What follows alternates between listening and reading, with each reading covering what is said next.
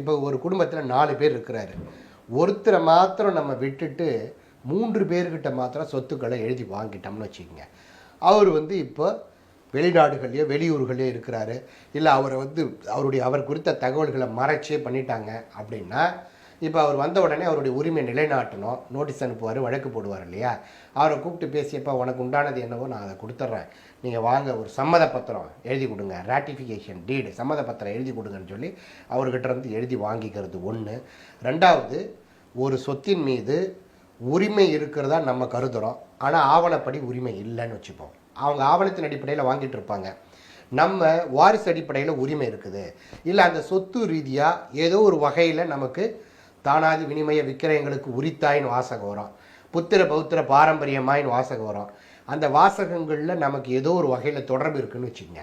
அந்த தொடர்பின் அடிப்படையில் நம்ம அந்த உரிமையை நிலைநாட்டுவதற்காக முயற்சிக்கும் பொழுது, வேண்டாங்க எதுக்குங்க வில்லங்கப்படுத்துறீங்க, எதுக்குங்க பிரச்சனை, வேண்டாங்க அதை நல்லபடியாக பேசி முடிச்சு கொடுங்க, வாங்க என்ன உண்டோ செய்கிறங்க அப்படின்னு சொல்லி வாங்கலாம் ஒன்று.